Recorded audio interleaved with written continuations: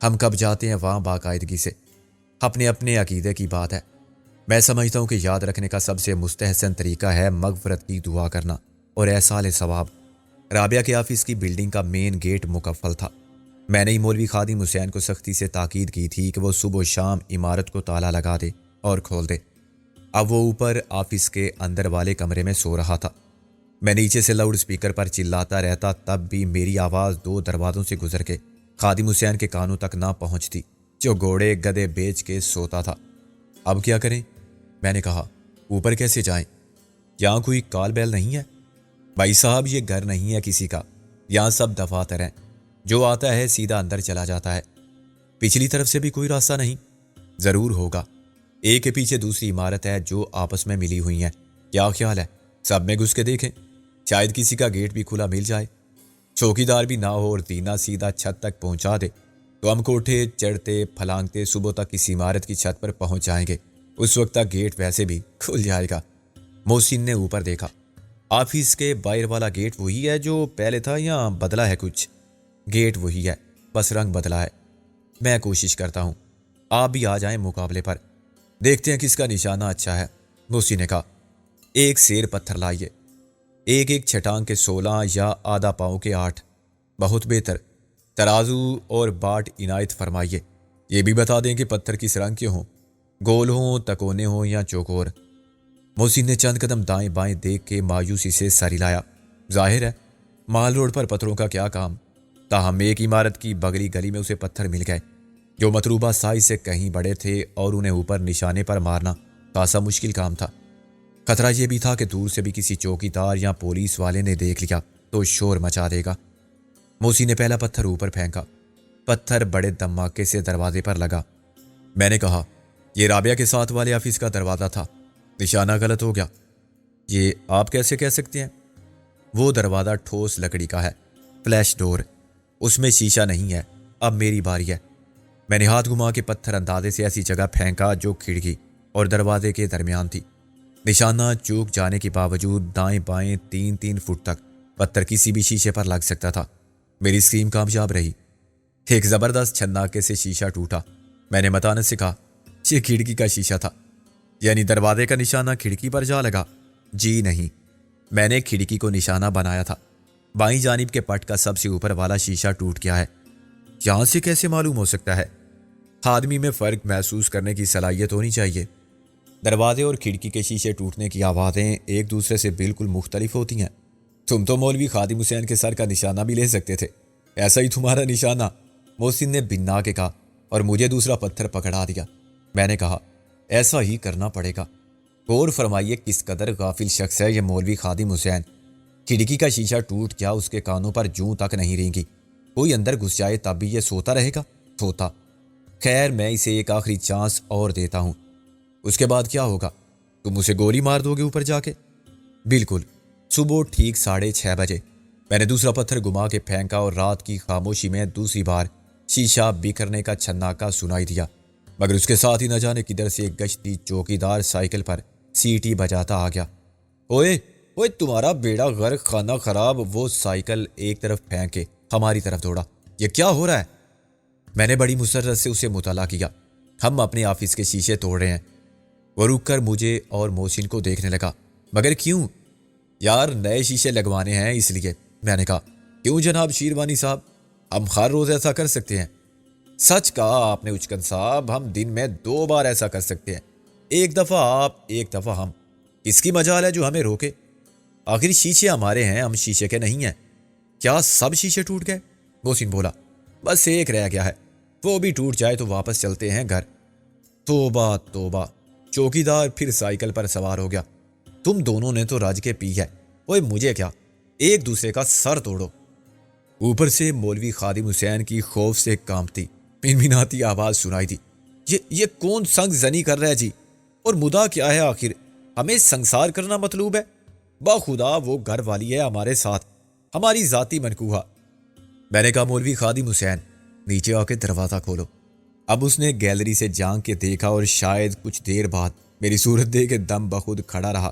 پھر وہ نیچے دوڑا۔ 1 منٹ بعد ہم اندر تھے۔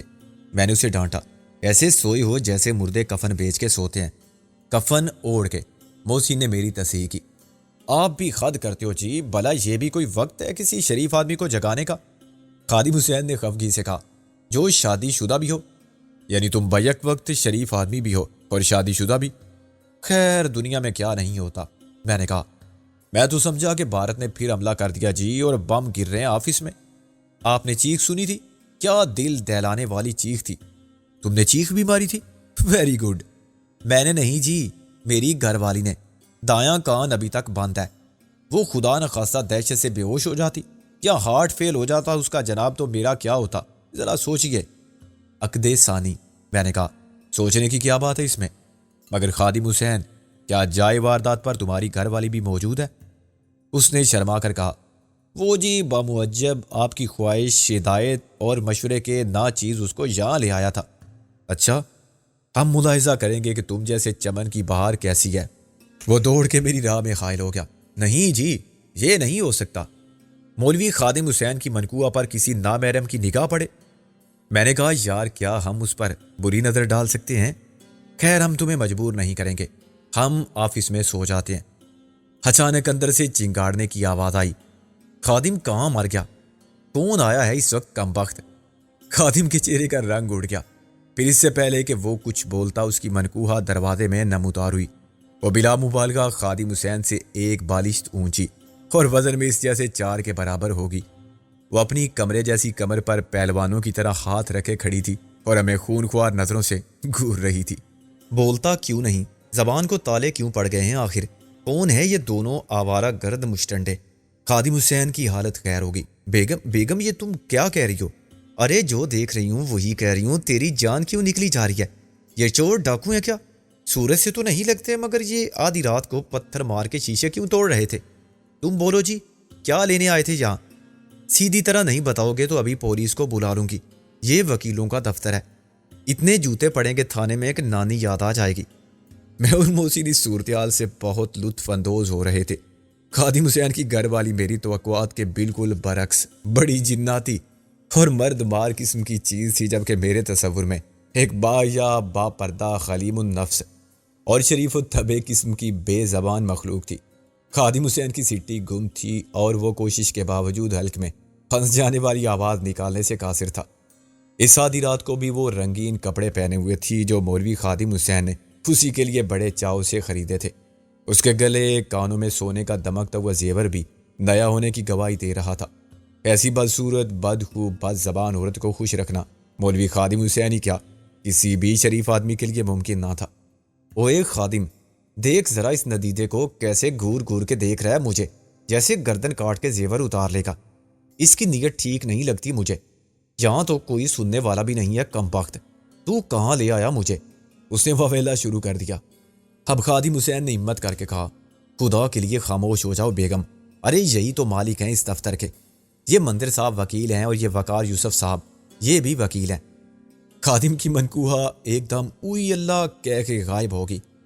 جارحانہ لہجے میں آتش فشانی کا مظاہرہ کرتے کرتے اس نے ایک دم لجانے، شرمانے، دکھانے کا بونڈا ڈرامہ کیا اور پھر اندر سے خادم کو برا بھلا کہنے لگی کہ اس نے پہلے کیوں نہیں بتایا تھا کہ سامنے مالک کھڑے ہیں۔ مجھے افسوس ہوا کہ مولوی خادم حسین جیسے خلیق اور مسکین مزاج شخص کے پلے کیسی بدخصلت بیوی پڑ گئی ہے۔ یہ واقعی اس کی محبت تھی کہ وہ گزار رہا تھا اور اسے خوش رکھنے کی کوشش بھی کر رہا تھا۔ صبح ہم سو کے اٹھے تو وہ جا چکی تھی، لیکن خادم حسین موجود تھا۔ وہ ہمارے سامنے آتے ہوئے شرمندگی محسوس کر رہا تھا۔ آپ صوفے پر سوتے رہے جی؟ بڑی تکلیف اٹھانی پڑی آپ کو میری وجہ سے۔ میں نے کہا، معافی تو ہمیں مانگنی چاہیے، ہماری وجہ سے تمہاری بے عزتی خراب ہوئی، اور ایک رات کی کوئی بات نہیں۔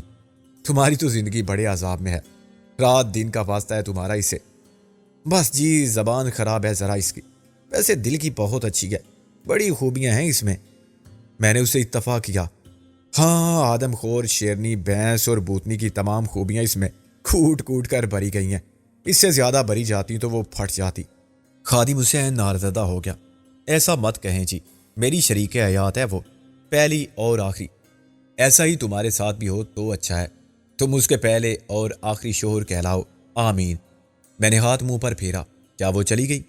محسن بولا، یہ بھی کوئی پوچھنے والی بات ہے، اتنی خاموش ہے اور ماحول بھی آسیب زدہ نہیں لگتا۔ مولوی خادم حسین نے خفگی سے کہا، دیکھیں جی، ان کی بات اور ہے، آپ کا مجھ سے کوئی مذاق نہیں ہے، میں تو جانتا بھی نہیں آپ کو، پہلے کبھی دیکھا نہیں، اندازہ کر سکتا ہوں کہ آپ محسن ہوں گے۔ محسن نے اسے ہاتھ ملایا، بالکل ٹھیک، واقعی تمہیں جیسا سنا تھا ویسا ہی پایا، آج سے ہم بھی تمہارے دوست ہیں۔ میں نے کہا، بھائی ان کو تم سکندر بخش ثانی سمجھو یا مجھے دوسرا محسن، بات ایک ہی ہے۔ خادم حسین نے فرانچ میں کہا، ایسے بےہودہ اور بدتمیز شخص کو میں اپنا دوست کیسے سمجھ لوں؟ کہاں آپ، کہاں یہ کم ظرف کمینہ اور بندر جیسا شخص؟ محسن نے ترکی بترکی جواب دیا، اچھا تو پھر آج سے میں اور تم پکے دشمن۔ تم بھی مجھے قبیلے سے فرار ہونے والے خسی بکرے لگتے ہو جس کی دم کسائی کے ہاتھ میں رہ گئی ہو۔ بیوی بھی خادم کہتی ہے تم کو، حکم کے غلام ابن غلام۔ مولوی خادم حسین پر بجلی گر پڑی۔ اس کے وہم و گما میں بھی نہ تھا کہ محسن ایسی فراٹے دار فرانچ میں اینٹ کا جواب پتھر سے دے گا۔ میں نے بڑی مشکل سے سیز فائر کرایا اور ان کی غلط فہمی دور کر کے گلے ملوایا۔ چلو اب اسی خوشی میں ایک ناشتہ پارٹی ہو جائے، میں نے کہا، تمہاری طرف سے۔ مولوی کی خوشی دھیمی پڑ گئی۔ ہیں جی، میری تو جیب خالی ہے۔ کیوں؟ تم نے 10,000 کمائے تھے دلاور کی بیوی سے۔ اس نے اقرار میں سر ہلایا۔ اس نے، میری گھر والی نے ایک ایک پیسہ وصول کر لیا، سب لے گئی جی۔ ناشتہ کرتے ہوئے ہم نے اس سے دوبارہ اغوا کی سنسنی خیز کہانی سنی۔ یہ داستان ظلم و ستم سناتے اس پر بارہا رکت طاری ہوئی، مگر اس کی بھوک اور خوش خوراکی کے مظاہرے میں فرق نہیں آیا۔ میں نے سکندر بخت بن کے اسے کراچی سے فون کیا تھا۔ کیا اس کے بعد دلاور کی بیوی نے کسی کو پوچھا؟ ہاں جی، 2 بار اس نے فون کر کے پوچھا کہ وہ گورا وکیل کہاں ہے۔ رابعہ بی بی کے لیے اس نے منظر صاحب سے بھی بات کی تھی۔ اس کا دماغ درست کر دیا آپ نے جناب، اب تو مجھ سے بھی شرافت سے بات کرتی ہے اور تھینک یو بھی کہتی ہے۔ میں نے ادھر ادھر دیکھ کر کہا، تم اس خبیث الزماں کو بھی دیکھنے گئے تھے اس دوران یا نہیں؟ وہ زندہ بھی ہے؟ خادم حسین نے بھی ادھر ادھر دیکھ کر کہا، کل رات ہی گیا تھا جی، ابھی تک زندہ ہے مردود، پاگل ہونے میں کوئی کسر نہیں رہی۔ میں نیچے نہیں اترا تھا، اوپر ہی سے اس پر لعنت بھیج کے آ گیا تھا۔ اچھا، کیا تمہیں کچھ یاد ہے؟ دلاور کی بیوی تمہیں اپنے ساتھ لے گئی تھی تو گاڑی کون سی تھی؟ گاڑی وہی تھی جناب، مرسڈیز، جو اوپر سے نیلی ہے اور نیچے سے سرمئی۔ کیا تم نے غور کیا تھا کہ گاڑی نے دائیں بائیں کتنے موڑ کاٹے تھے؟ اندازاً وہ جگہ کتنی دور تھی؟ 10-15 منٹ لگے تھے جی وہاں پہنچنے میں، مگر اس چالاک عورت نے کچھ پتہ نہیں چلنے دیا۔ پہلے تو گاڑی مسلسل دائیں جانب موڑ کاٹتی رہی، ایسا لگتا تھا کہ وہ گھوم پھر کے واپس آ گئی ہے۔ اس کے بعد مجھے یاد نہیں۔ اچھا، وہ جگہ تم دوبارہ دیکھو گے تو پہچان لو گے؟ کیوں نہیں جناب، میرے لیے تو وہ کمرہ نہیں خوالات تھی، ایک ایک چیز میرے ذہن میں ہے۔ توبہ توبہ، وہاں تو ننگے مجسمے بھی رکھے ہوئے تھے، بت ایک مسلمان کے گھر میں، وہ بھی عورت کے اور عورت بھی۔ خادم حسین کے ساتھ ہم وقار یوسف کے گھر گئے تو گل پنجے جاڑ کے محسن کے پیچھے پڑ گئی۔ بہت خوب، ناشتہ بھی کر آیا آپ، شروع ہو گئی آوارہ گردی، لائسنس مل گیا آپ کو خوار ہونے کا۔ بیوی بچے جائیں باڑ میں، بھوکے بیٹھے ہیں انتظار میں تو بیٹھے رہیں۔ خادم حسین بہت خوش ہوا، آپ کچھ بولے نا جی، وہاں تو مجھے کہہ رہے تھے بیوی کے حکم کا غلام ابن غلام۔ محسن نے کہا، گل تم میرے ساتھ وہی سلوک کر رہی ہو جو سکندر نے رابعہ پورس کے ساتھ کیا تھا اور شاید جنات کی بیٹی نے مولوی خادم حسین کے ساتھ۔ میں نے کہا، اس لیے تو میں شادی نہیں کرتا دوست، محبوبہ جب بیوی بنتی ہے نا تو عاشق بن جاتا ہے کاٹ کا الو عرف زن مرید۔ دیکھ تیری خودی ذرا بھی بلند نہیں رہی بلکہ منہ کے بل گر پڑی ہے۔ تو فے تجھ پر اگر میری بیوی ایسا سلوک کرتی ہے میرے ساتھ تو آپ کیا کرتے؟ وقار کی بیوی بولی، ہم صبر کرتے۔ میں نے ٹھنڈی سانس لے کر کہا، اللہ صبر کرنے والوں کے ساتھ ہے۔ وقار آفس جا چکا تھا اور اس کی بیوی نے بتایا کہ رابعہ اور منظر بھی صبح ادھر اس لیے آئے تھے کہ ہم سے ملاقات ہو جائے، مگر انتظار کر کے وہ بھی کورٹ چلے گئے۔ موسی نے کہا، سب ایک ہی گاڑی میں گئے ہیں؟ نہیں، وقار اپنی گاڑی لے گئے ہیں، منظر بھائی بعد میں رابعہ کے ساتھ گئے تھے۔ رابعہ کی گاڑی تو یہاں کھڑی ہے، محسن بولا۔ میں نے اسے ڈانٹا، کیا ہو گیا تیری نظر کو اور عقل کو؟ گاڑی اور گدھا گاڑی میں فرق محسوس نہیں کر سکتا؟ یہ میری گاڑی ہے، رابعہ کے کھٹارے کا اس سے کیا مقابلہ؟ مگر یہ بھی اسی نسل کا جانور ہے، بالکل وہی رنگ۔ میں نے کہا، مولوی خادم حسین اور چودھری دلاور کی نسل بھی ایک ہے، نسل انسانی رنگ بھی ایک ہے دونوں کا، اور اندر باہر کے پارٹس بھی وہی ہیں، مگر مولوی اپنا یار ہے اور دلاور دشمن۔ اس کی چابی آپ کے پاس ہے؟ مسماتا نکی زوجہ وقار یوسف۔ نکی نے چابی مجھے پیش کر دی۔ یک نشد دو شد والی بات ہے، ایک جیسی دو کاریں، ایک جیسے دو آپ لوگ۔ گاڑی میں نے محسن کے حوالے کی۔ آفس میں ایک ریڈیو فون رکھا ہوا ہے جو میں نے دلاور کی گاڑی میں سے نکالا تھا، وہ اس میں فٹ کرانا ہے تاکہ چلتے پھرتے بات ہو سکے۔ ایک ہی جگہ سے بات کرنے میں بہرحال خطرہ لاحق رہتا ہے کہ شکاری آواز کی لہروں کا سراغ لگاتے ہوئے پہنچ نہ جائیں۔ یہ مواصلاتی رابطہ ابھی تک قائم ہے؟ ہاں، ایسا لگتا ہے کہ دلاور نے اور بعد میں مسز دلاور نے خود ہی یہ رابطہ ختم نہیں کیا۔ اب تو اس کی ضرورت اور اہمیت بڑھ گئی ہے۔ میں نے کہا یہ کام ختم ہو جائے تو آپ 2 نمبر پلیٹیں بنوائیں، ایک پر رابعہ کی گاڑی کا نمبر ہو، دوسری پر اس گاڑی کا۔ رابعہ کی گاڑی میں بھی ایک اضافی نمبر پلیٹ رہے گی اور ہماری گاڑی میں بھی، جب ضرورت پڑی بدل لی۔ یہ سیکورٹی کے نقطۂ نظر سے بھی مفید ہے اور اسے دشمنوں کو کنفیوز بھی کیا جا سکتا ہے۔ محسن نے سر ہلایا۔ اچھا خیال ہے۔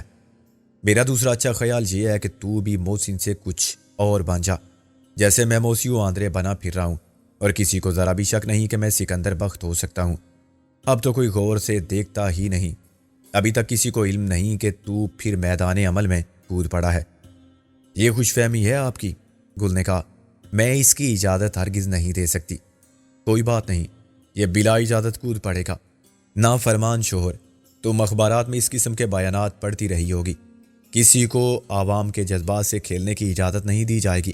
کھیلنے والے کھیلتے رہتے ہیں، یا یہ کہ کسی کو قانون اپنے ہاتھ میں لینے کی اجازت دی جائے، مگر دلاور جیسے قانون کو ہمیشہ ہاتھ ہی میں رکھتے ہیں۔ گل نے خفگی سے کہا، محسن میرا نہیں تو بوبی کا ہی کچھ خیال کرو۔ محسن نے برہم ہو کر کہا، کیا خیال کروں؟ دن بھر تمہارے ساتھ اس کو کھلاؤں، اس کے پوتڑے دھو کر ڈالوں، اسے دودھ پلاؤں؟ آج تک بزدلی اور خود غرضی کا الزام نہیں لیا میں نے۔ اب شادی کر لی ہے تو میں سب کچھ چھوڑ دوں، دوستوں پر لعنت بھیج دوں، سب رشتوں سے منہ موڑ دوں؟ یہی تو مصیبت ہے تم عورتوں کی، تم قبضہ چاہتی ہو مکمل، سب سے کاٹ کے۔ گل کا رنگ زرد پڑ گیا۔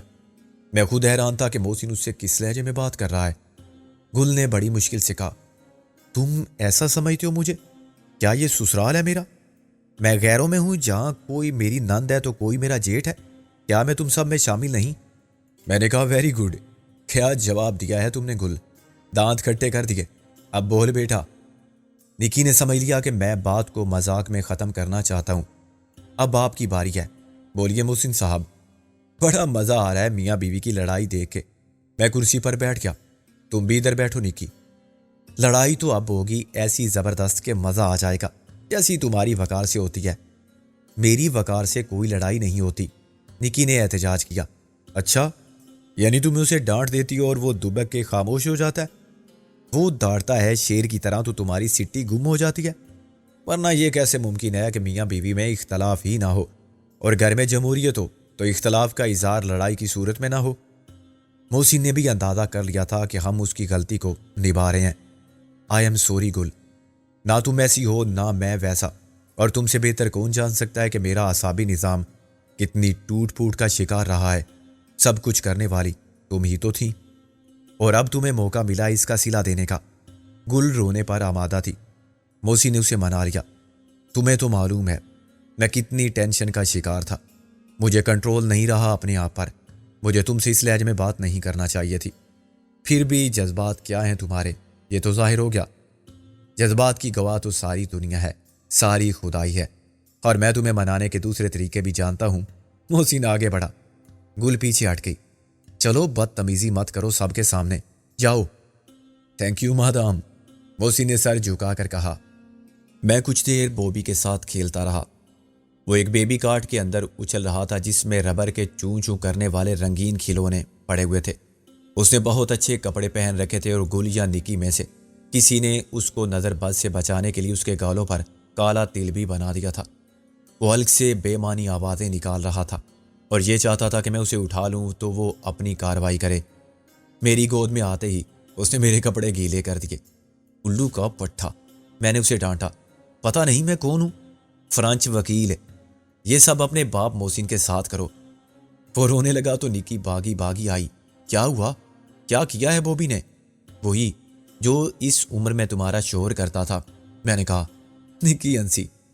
آج ہم بوبی کے لیے نئے کپڑے لائیں گے، نئے کھلونے لائیں گے، کیوں بوبی؟ بوبی بڑا اچھا بیٹا ہے، چچا کے کپڑے دھو دے، شاباش۔ کل منہ بھی دھو دینا، جیسے وقار ماموں کا سر دھویا تھا، بہت جوئیں تھی سر میں، سب مر گئی ہوں گی۔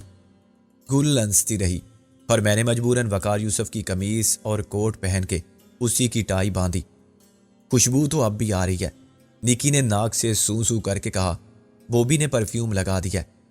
10:30 بجے مولوی خادم حسین کے ساتھ میں سی ڈی انٹرپرائز پہنچا تو گیٹ کھلا ہوا تھا۔ دروازے پر وہی چوکیدار کرسی ڈالے بیٹھا ہوا تھا جس سے پہلے فون پر بات ہوئی تھی۔ کس سے ملنا ہے؟ اس نے مولوی خادم حسین کو اور مجھے غور سے دیکھا۔ خادم حسین نے کہا، یہ تو اندر جا کے ہی پتہ چلے گا کہ کون ملتا ہے۔ کیا نام ہے آخر؟ یہ دفتر ہے؟ میں نے فرنچ میں کہا۔ خادم حسین، اسے کہو کہ ہم بزنس مین ہیں اور ہمارے پرانے کاروباری مراسم ہیں۔ میں یہ بتانے آیا ہوں کہ گزشتہ بار ہمیں جو تربوز بھیجے گئے تھے ان کا ذائقہ کریلے کی کھیر جیسا تھا۔